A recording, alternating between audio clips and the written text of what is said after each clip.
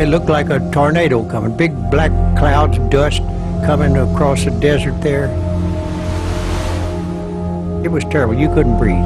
You'd put something over your face, a handkerchief, and try to breathe through it. You spit out mud balls.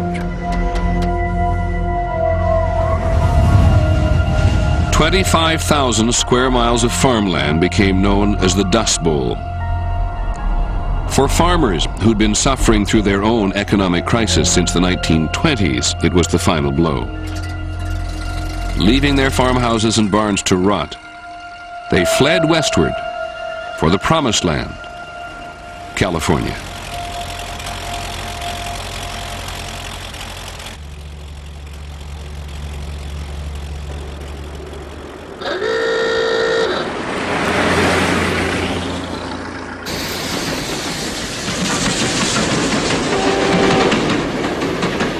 Dust-weary farmers joined millions of other penniless people who were wandering the country looking for a second chance. The transportation of choice was the freight train. Riding the rails was dangerous. The trains were patrolled by vicious guards. But the price was right. When they're going to leave, they give you the highball. And that's 2 shorts and a long. Man, you better get ready then, because he's pulling out.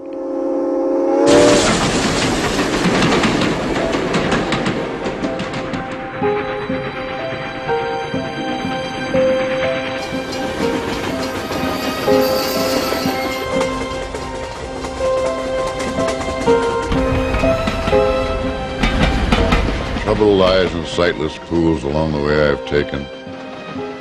Sightless windows stare the empty streets. No love beckons me save that which I've forsaken, and the anguish of my solitude is sweet. The actor Robert Mitchum wrote his poem in 1932 when he was just another teenager in search of salvation. At the time, there were so many people on the train that the train crew couldn't walk the tops. I met former bankers, college professors, all sorts of people riding freight trains. A lot of them didn't really have a destination. They were just trying to get away from where they were. But everywhere they got to seemed just as hopeless as the place they'd left behind.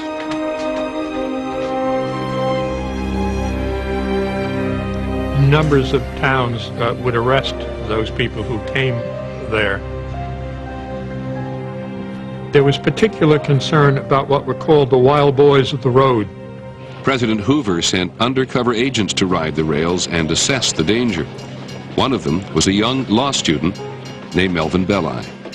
You saw a part of America at that time that gave fear to everybody in Washington. There's something wrong with the country, and it's so wrong that these people are going to want a revolution. Strikes and protests were spreading, becoming angrier and more violent. Bill Wheeler was a 19-year-old truck driver when he witnessed a demonstration in New York. The square was just filled with mobs of people. They were demonstrating, it turned out, for unemployment relief, unemployment benefits. And the police and the firemen were mowing them down with fire hoses. The cops were beating them on the head. It was unbelievable. Radical movements like the Communist Party were gaining influence and converts.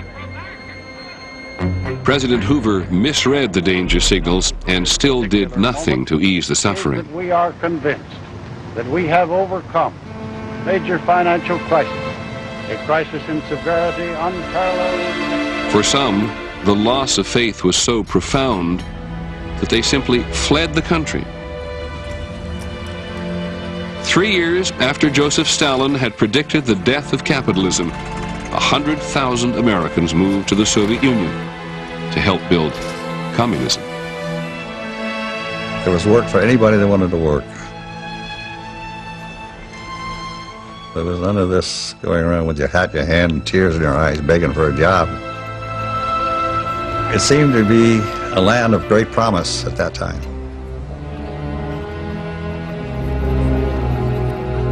This was the only time in history that more people were leaving America than coming to it.